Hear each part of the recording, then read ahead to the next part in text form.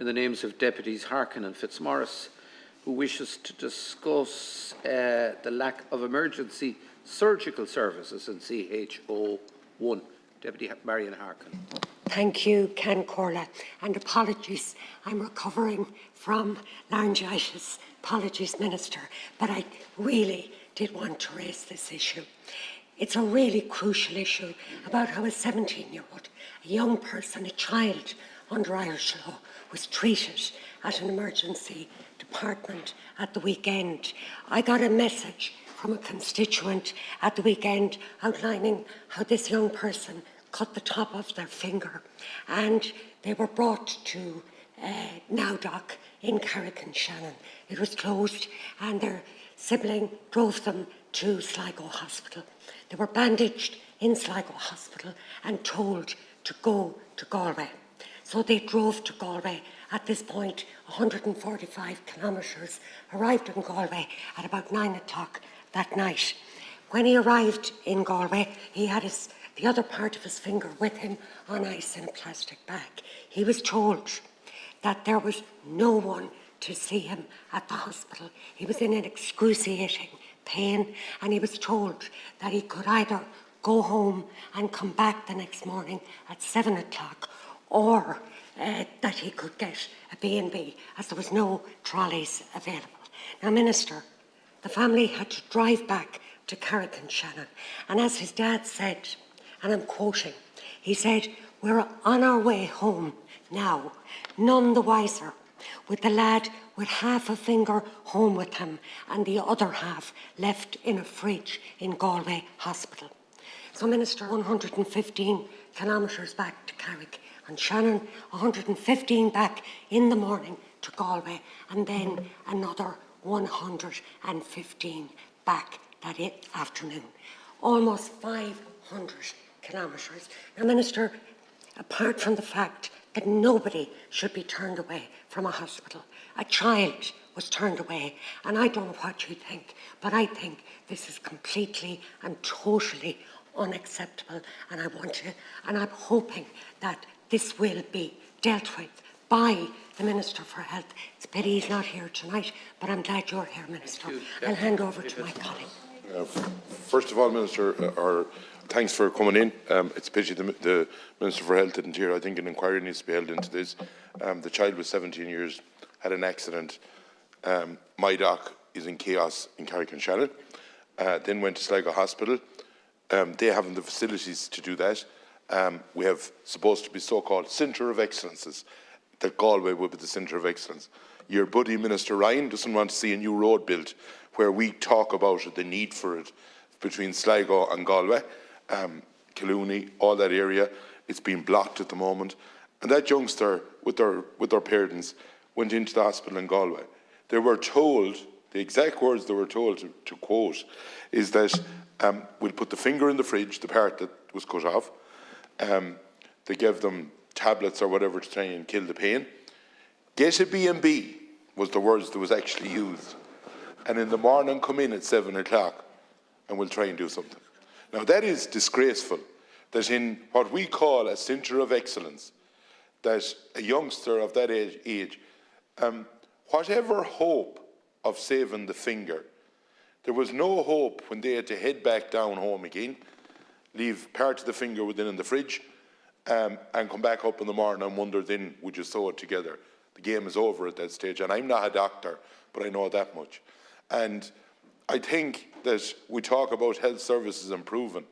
It is unbelievable that for emergency surgical things, to say emergencies that come in where you need quick movement, that in the line of Galway Hospital, that all they were told was, we'll put the finger in the fridge, get a B&B. You'd swear that they were raking money.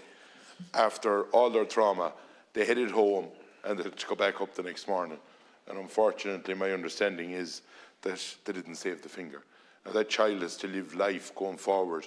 And if they were going to do a trade or something, unfortunately, it would be probably a hindrance to them. Where at least if you made an honest rattle at it or tried to solve it, it would be, there was everything had been done, but nothing was done. It is a disgrace. I suspect if that child was taken to a bush hospital, they might have got better care than what you describe. Minister. Not necessarily, Ceann Comhairle. The emergency surgical services is an issue everywhere. Can I just say to the deputies, a 17-year-old child, I understand. I have a response to you around the provision of emergency surgical services, but can I just say to you that I had an 18-month-old child who required emergency orthopaedic surgery. It turned up to Crumlin Hospital, a paediatric centre of excellence, on a Saturday night at 11 o'clock. And again, the registrar and the surgeons don't come in until 7 o'clock the following morning. So no matter, do you know what I mean? Like, I'm not saying it's a solution, but I managed to get emergency surgery at 10 a.m. and it really was emergency service at 10 a.m. on a Sunday morning. So a lot of it is around the rostering of registrars and consultants who can identify and prep for surgery at whatever time of the day or night. You also raise a really important question in relation to the costs of children in hospital.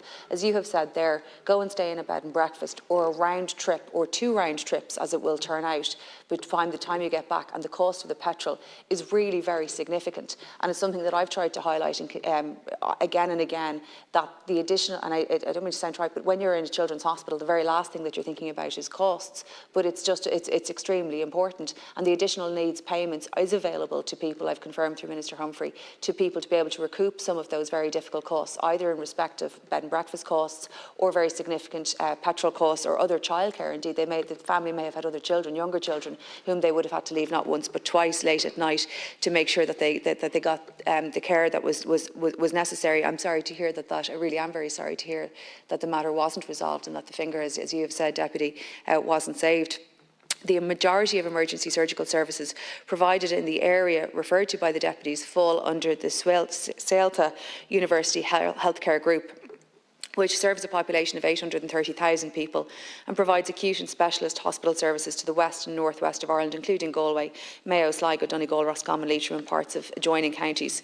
Geography is a major challenge for the group, as the population is dispersed and rural, with approximately 1/6 of the national population spread across 1/3 of the land area of the state. The combined budget for the hospitals under the remit has risen from 795 million in 2018 to more than 1 billion in 2023, an increase of 35%. Key hospitals in the region providing 24/7 emergency medicine services include Sligo, Galway and Letterkenny. Sligo University Hospital, Model 3 Hospital, delivers a wide range of local and regional services on an inpatient, day case and outpatient basis, including certain specialities, acute medicine and acute surgery, as well as a number of regional specialties provided on an outreach basis to Letterkenny University Hospital. In 2023, the budget allocation for the hospital was 175 million, up from 130 million in 2018. From the end of 2020 to December 2022, staff had increased by more than 13.6%. Galway University Hospital is a large, busy hospital, as the deputies are aware that this government has allocated significant additional resources to in order to meet the needs of patients. Its staff has increased by 13% since 2020, and the hospital's budget has increased from 338 million in 2018 to 447 million in 2023. Similarly, Letterkenny's budget has increased from 131 million in 2018 to 178 million in 2023, and its staff has increased 18% since 2020. However, access to high-quality services, including emergency surgical services, is a necessary priority for the government, and providing those services as close to home as possible, particularly late at night when emergencies actually happen, is as appropriate in line with Sláinte care. But the investment underlines the government commitment to improving services for people across the northwest. But I might come back to it in the follow-up. And thank you for not just reading what was here, but nonetheless, you know, you gave us lots of figures, stats, but none of that mattered to a child who presented at Galway Hospital. I mean, anybody under the age of 18, by Irish law or according to the UN Convention on the Rights of the Child, is a child, and they should not be turned away. I can understand, perhaps with rosters, that there may have been a difficulty. It's not acceptable, but I can understand. But to tell people to get a B&B or go home 230k of a round trip is just simply not acceptable. And I mean, trying to get a B&B in Galway during the summer, apart from the cost of it. I mean, my question is this. Galway University Hospital is a level 4 hospital. Is this an acceptable situation that a child can be sent back, turned away and told no trolleys, no room at the inn, go home or get a B&B? I think there's 22 billion spent in health in this country. It's ironic when you say that saying something like a sixth or the third of the population or something. A sixth of the population was in that area. It's a big area and you try and bring the services near you can. These people were prepared to travel. There isn't a question. We're not talking about not travelling. These people were prepared to go 130 kilometres each way. But we hadn't the service in the whole of the west of Ireland because we wouldn't have it in Letterkenny, we hadn't it in Sligo, we hadn't it in Castlebar, we hadn't it in Roscommon, and we hadn't it in Galway, which was to be the centre of excellence. And into a damning indictment of our country, and I come from the agricultural sector, that if I had an animal that night that lost part of its foot, or part of any part of it, or was sick in any way, I would have a vet at my house in 15 minutes. And when it comes to the human being, we're not able to stitch on a part of a finger. I think that says it all about the state of our country at the moment.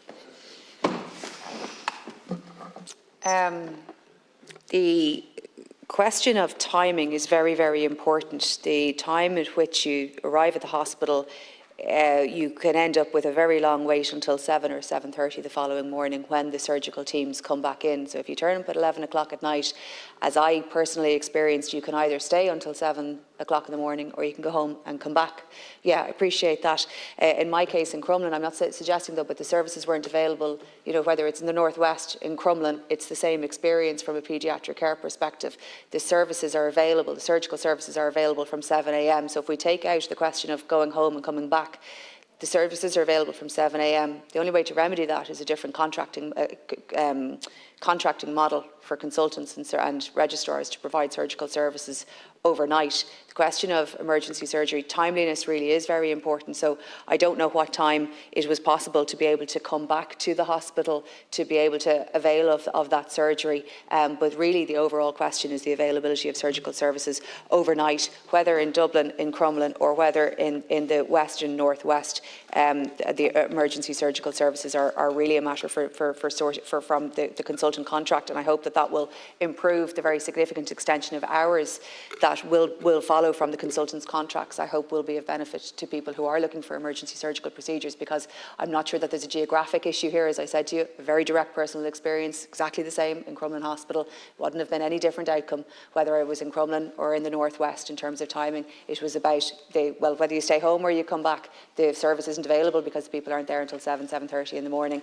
I'm not saying that that's a good enough thing, but I am saying that the extension of the contracting hours to up to 80 hours a week, as I understand it now, over 6 days, should provide significantly extended hours of operation for the surgical services, and that really seems to be what's at issue here.